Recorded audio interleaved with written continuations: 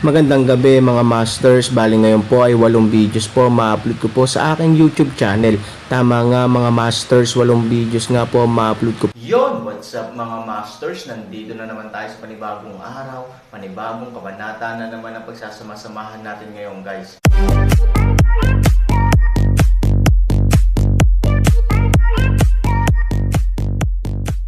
Bali mga masters, kung bago ka pa lang po sa aking YouTube channel, please click the subscribe button, lalong-lalo na po yung notification bell guys, para maging connected pa rin tayo sa isa't isa at maging updated kayo sa mga susunod ko pang video. Bali mga masters, bago natin umpisahan ng kwento ay mag-shoutout po muna tayo para sa mga solid nating tagapakinig. Shoutout kay Fernando Jimeno. Shoutout kay Roel Consuerga. Yun na nga mga masters, no? Bali hindi na ito patagalin. In 3, 2, 1, let's go!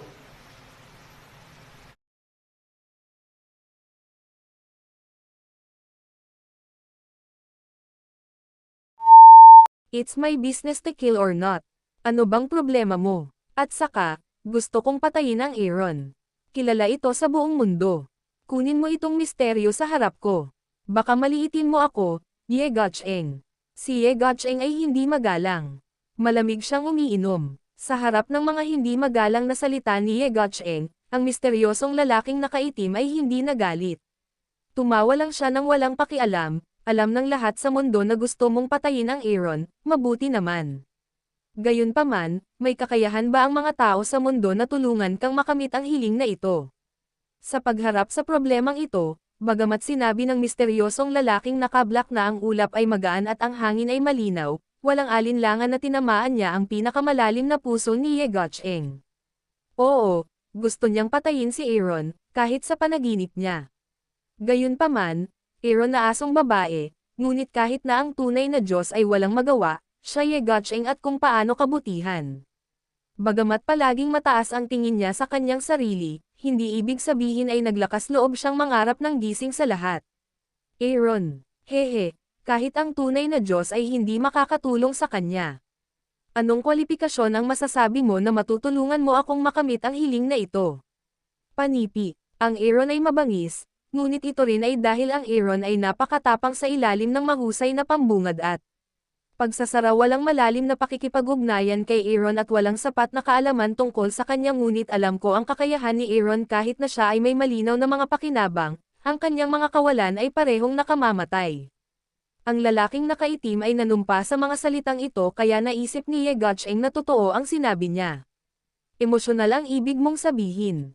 Alam ko rin na si Ivory ang kanyang nakamamatay na punto, ngunit si Ivory ay malamang na nasa mga kamay ng tuktok ng asol na bundok ngayon. Sa tingin mo ba napakadaling kunin ito? Kung ito ay napakadali upang kunin, hindi kailangang maging labis na pagkabalisa si Ashi, pabayaan na lang siya. Ang pag-ibig ay ang nakamamatay na punto ng Aaron, ngunit ito ay sanhi ng kanyang karakter, at pinag-uusapan ko ang kanyang mga taktika at katawan, na isang praktikal na depekto. Ano ang kanyang mga kasalanan? Si Ye Gacheng ay labis na kinakabahan.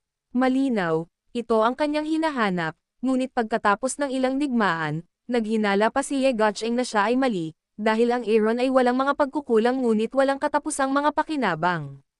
Napakalalim ng depensa. Ito ay tulad ng isang maliit na mandirigma na hindi maaaring lumaban hanggang sa kamatayan. Bagamat walang mga panuntunan ang pag-atake, ito ay mas mahusay kaysa sa paghawak ng palakol ni Pango at hindi natatakot sa depensa ng mundo. Sa makatuwid, ito ay lubhang mabangis sa pagitan ng malaking pagbubukas at ng malaking pagsasara. At saka, ang taong ito ay laging may walang katapusang enerhiya. Sakit talaga sa ulo. Natural kong sasabihin ito sa iyo ng dahan-dahan. Kasabay nito, maaari kitang turuan kung paano sirain siya. Sa sandaling bumagsak ang boses, magsasalita na sana si Ye Gacheng, ngunit ang espada sa kanyang kamay ay nabasag ng malakas. Nagulat siya, dahil siya lang at ang lalaking nakaitim sa kwarto. Natural, nabali niya ang espada sa kanyang kamay. Gayunpaman, malayo siya sa kanyang sarili, at hindi niya itinaas ang kanyang kamay mula sa simula hanggang sa wakas. Paanong biglang nabali ang espada? Disciple Ye Gacheng, nakita ko na si Master. Sa karakter at refleksyon ni Ye Gacheng, natural na naiintindihan niya agad at niyakap ang kanyang mga binti, lalo na sa harap ng sobrang hita. Gayunpaman, bagaman nakaluhod ang kanyang mga tuhod, hindi ito bumagsak sa lupa. Isang hininga ng itim na gas ang dahan-daang nagtaas ng kanyang mga tuhod. Sa oras na ito, guro, ano ang ibig mong sabihin? Hindi mo ba gusto ang malungkot na lungsod? Kung gayon, bakit ka pumunta sa mansyon ng heteng gabi? Natigilan si Ye Gucheng. Napakaraming tao sa mundo na gustong sambahin ako bilang isang guro. Napaka-talented mo at naa-appreciate ko ito. Pero ikaw at ako ay unang beses palang nagkita, at walang tiwala at pag-unawa. Kaya bago ka sambahin mo ako, kailangan mo munang mangako na susunod sa akin magpakailanman at iaalay ang iyong katawan sa aking Diyos. Kapag ang palaso ay dumating sa tali, si Ye Gucheng ay walang dahilan para tumanggi. Tsaka napakawalandiya niya, malupit at maingat. Sa huli, hindi niya hinahabol ang mga ito. Nangako si Disciple Ye Gucheng na susunod sa amo magpakailanman. Ang katawan ko at buhay ko ay pag-aari ng ninuno na Diyos. Walang dahilan para magsalita, magtatag ng dugo bilang ebidensya. Sa sandaling bumagsak ang mga salita, ang kalahating hawak na espada sa kamay ni Ye Gucheng ay biglang lumipad sa mukha ni Ye Gucheng, at ang kanang manggas ay automatikong gamulong. Ang kahulugan na ito ay mas malinaw, si Ye Gucheng ay nakadikit ang kanyang mga ngipin. Bagamat alam niya na ang ganitong paraan ay medyo masama, hindi mahalaga. Alam lang niya na kung siya ay tumahimik, siya ay Year-Aka ng Aaron magpakailanman, at ang kanyang hinaharap ay palaging nasa ilalim ng anino ng Aaron. Kahit na, maaaring walang hinaharap. Sa sandaling nagngangalit siya ng kanyang mga ngipin, direktang pinulot ni Ye Gucheng ang kalahating espada at itinutok ito sa kanyang kanang kamay upang putulin ang isang dagwang bibig. Sa patuloy na pagdaloy ng dugo mula sa sugat, ang itim na hanging dala ng kanyang tuhod ay biglang naging kalansay, lumipad palayo sa tuhod, lumapit sa kanyang sugat, at sinipsip ang dugo. Bang! Nang walang matigas na suporta ni Heiki, tuluyang lumuhad ang tuhod ni Ye Gucheng sa lupa. At ang itim na chi na iyon, pagkatapos sumipsip ng dugo, sumunod sa dugo at sugat, biglang pumasok sa katawan ni Ye Gucheng. Bang! Ang itim na gas ay agad na kumalat sa buong katawan, at ang mga meridian ng buong katawan ay lumitaw din na itim. Ang mas nakakatakot ay biglang namula ang mga mata ni Ye Gucheng, at sumabog ang kanyang buhok. Ito ay, ano ang nangyayari? Boom! Sa sigaw ni Ye Gucheng, isang malakas na itim na hangin ang lumabas mula sa likuran. Masama at mabangis. Ang buong katawan ni Ye Gucheng ay nabaluktot sa isang kakaibang posture dahil sa itim na hangin. At ang kanyang mga mapupulang mata, sa oras na ito ay bigla ding lumiwanag na dugo, ay lumilitaw na lubhang mabangis. Sa bahagyang buntong hininga, biglang itinaas ni Ye Gucheng ang kanyang ulo at tumingin sa anino, anong ginawa mo sa akin? Sa pagmamadali, si Ye Gucheng ay tumingin sa kanyang palad, at lumabas na ito ay napapalibutan ng itim na chi, at ang masamang chi ay pumasok sa kanyang katawan, masama. Evil chi. Bilang isang taong nasa tamang daan, si Ye Gucheng ay natulala sa masamang espiritu. Mula ngayon, ikaw Ye Gucheng ay opisyal ng magiging alagad ng aking masamang Panginoon. Hindi mo ba siya nakita bilang isang guro?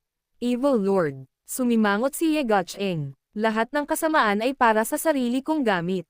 Sa sandaling bumagsak ang boses, isang demonyong espiritu ang biglang bumitaw sa kanyang katawan, nagkatawang tao sa isang demonyong dragon, at ibinuka ang kanyang bibig upang salakayin si Ye Gucheng. Walang kamalay-malay na napaatras si Ye Gucheng at biglang naglabas ng enerhiya sa kanyang kamay para lumaban. Boom! Isang mapurol na tunog, dalawang masamang chi ng direkta sa mid-air offset. Ito, hindi maisip na tumingin si Ye Gucheng sa kanyang palad. Ang pag-atake ng lalaking nakaitim ay lubhang mabangis, ngunit ang hindi inaasahan ni Ye Gucheng ay nasa sarili niyang lakas, madali niya itong malulutas. Paano? Ikaw Gucheng? Nakangiti ang lalaking nakaitim. Matapos mabigla, agad na nagbago ang mood ni Ye Gucheng at nagmamadaling lumuhad sa lupa. Disciple Ye Gucheng, Meat Master. Mula ngayon, ang tanging paraan para gawin ito ay ang dumaan sa apoy at tubig. Panipi, good, bumangon ka na. Sa sandaling itinaas ng lalaking nakaitim ang kanyang kamay, dahan-daang tumayo si Ye Gucheng nang walang hangin. Mula ngayon, ikaw ay opisyal na miyembro ng aking masamang kaharian at ang punong disipulo ng aking masamang Panginoon. Habang nagsasalita, dahan-daang lumutang ang anino, At nang lapitan niya si Ye Guocheng, sa wakas ay nakita ni Ye Guocheng ang kanyang hitsura. Oo, tandaan mo ang iyong puso, sundin mo lagi ang aking Diyos, kung hindi, lalamunan ito ng masasamang espiritu. Sa bahagyang ngiti, ipinatong ng lalaking nakaitim ang kanyang kamay sa balikat ni Ye Guocheng at nakangiting sinabi, ang katawan ay hindi medyo maganda. Pero kung gusto mong maging malaki, kailangan mo ng tulong ng iba. Master, paano kita matutulungan? Sino ang tumulong? Panipi, babae. Lahat ng kababaihan sa mundo ay makakatulong sa iyo. Pagkababa ng boses ay nagpalit ng kamay ang lalaking nakaitim, at bumalot ang itim na kapaligiran sa gitna ng silid. Nang mawala ang itim na gas ay tatlong babae na pala. Nagtataka ang mukha ng tatlong babae, bata pa, nagsiksikan sila at naupo sa lupa, halatang takot na takot. Guro, ito ay, sumimangot si Ye Guocheng, ang ilan ay hindi kilala. Sa ilalim ng langit, pinangungunahan ng mga lalaki ang Yang, na kabilang sa magulong Yang Qi, habang ang mga babae ay nangingibabaw sa Yin, na pag-aari ni Xuanling Yin Qi. Ang tinatawag na extreme Yin ay dalisay. Kung hinihigop mo ang hininga ng mga babaeng ito, makakakuha ka ng ang pinakadalisay na Yin Qi sa mundo. Nakangiting sabi ng lalaking naka-black. Pumunta ka at magsaya. The man in black said with a cold smile. Saglit na nag-alinlangan si Ye Guocheng, nag-igting ang kanyang mga ngipin, at direktang pumunta sa tatlong natatakot na babae na umiling-iling at desperadong umatras. Ginalaw ng lalaking nakaitim ang kanyang kamay, at isang hindi nakikitang itim na hangin ang bumalot sa buong silid. Ang kaawa-awang sigaw ng tatlong babae ay tuluyang nalunod sa itim na hangin, at hindi na sila makapaghiwa-hiwalay pa. Hindi ko alam kung gaano katagal, iniwan ni Ye Guocheng ang tatlong babae na lumuluha at dahan-daang tumayo. Ang pares ng orihinal na mapagmataas na mata, sa oras na ito ay puno ng, ngunit walang puso at malamig. Subukan mo ulit. Sa sandaling bumagsak ang boses, biglang tumayo ang anino sa tapat ni Ye Guocheng. Tumanggo si Ye Guocheng, ngunit nag-alinlangan. Ano ba ang pinag-aalangan mo? Bilang isang miyembro ng angkan ng demonyo, may pagpatay lamang sa kanyang mga mata, at walang pakiramdam ng master at apprentice. Panipi, pop. Isang hindi nakikitang sampal ang agad na tumama sa mukha ni Ye Guocheng. Paano magiging sentimental na tao si Ye Guocheng? Natatakot lang siya na matamaan niya ang kanyang amo at mapahamak siya. Nang makita niya ito, napatikip siya sa kanyang mga ngipin at diretsyong tinutukan ang lalaking nakaitim. Boom! Sa isang suntok, itinaas ng lalaking nakaitim ang kanyang kamay, at nawala ang paghaharap ng dalawang enerhiya. Gayunpaman, ang epekto ng banggaan ay nagpang-inag pa rin sa lahat sa buong pag-aaral. Ito, hindi makapaniwalang tumingin si Ye Guocheng sa kanyang kamao. Ang kapangyarihang ito ay lampas lamang sa marka. Mas malakas kaysa sa orihinal na lakas. Halos hindi siya maglakas loob na mag-isip. Hanggat inialay mo ang iyong sarili sa aking Diyos, ang iyong kapangyarihan ay mananatiling magpakailanman. Bilang karagdagan, maghanap ng higit pang mga kababaihan na magsasanay ng mabuti. Sa sandaling bumagsak ang boses, nawala ang lalaking nakaitim, ngunit sa mesa ni Ye Guocheng, mayroong isang napakalumang libro. Napakasama ng balumbon na ito. Matanda na ito at dilaw pa nga. May mga pagsabog ng itim na gas sa scroll. Nang mabuklat ang aklat, ang mukha ni Ye Guocheng ay nagpakita ng kumpiyansa at mabangis na panunuya. Hahahahahaha sa oras na ito, tumagal ng halos kalahating oras para umalis si Hansanya at ang kanyang partido mula sa labas ng lungsod. Isang matandang monghe, na may hawak na labanan sa Dharma, ay nagmamadaling pumunta sa pinangyarihan kasama ang halos 100 katao na nakasuot ng sombrerong kawayan. Bagamat napakabait ng mukha ng matandang monghe at parang awa ng aking Buddha, may mahabang linyang itim mula sa palad hanggang sa braso. At sa loob ng itim na linyang ito, kung masilip mong mabuti, makikita mo na ang itim na chi ay patuloy na gumagalaw sa mga meridian. Gayunpaman, may kakaibang marka sa mga mata ng siyam na utos sa ulo ng matandang monghe. Sa sandaling dumating ang matandang monghe, tumayo siya ng bahagya, at ang ilan sa mga alagad ng sombrerong kawayan sa likuran niya ay mabilis na nagkalat, at mabilis na hinanap ang lugar upang makita. Pagkaraan ng ilang sandali, ilang mga disipulo ng duli ang mabilis na tumakbo pabalik at lumuhad sa harap ng matandang monghe. Buddha, huli na tayo. Bang! Ang matandang monghe ay mabangis na tumapak sa lupa at malamig na sinabing, sayang. Paano ang alikabok? Kasama ang lahat ng mga disipulo, naging dugo, kung hindi dahil sa makapangyarihang kalaban, hinding-hindi pipiliin ni Kuya Marshall Brother Rusian at ng iba pa na sumabog. Totoo bang tama ang Panginoon, hindi patay si Aaron? Sa tabi ng matandang monghe, mahinang sinabi ng isang alagad na may sombrerong kawayan, Amataba, buti na lang itinaas ng matandang monghe ang kanyang kamay, pinainit ang kanyang katawan at sinabing, kahit Aaron, ayon sa plano, dapat hawakan man lang ni Rusian si Aaron pabalik kung tutuusin, ang kanyang mga nagawa ay hindi sapat, na isang kahihiyan na ako ay nababaliw, ang mga alagad ay narito, o tinatakot ba natin ang ahas, tumakas na sila. Sa personalidad ni Aaron, inakala ng disipulo na nasa lungsod pa siya.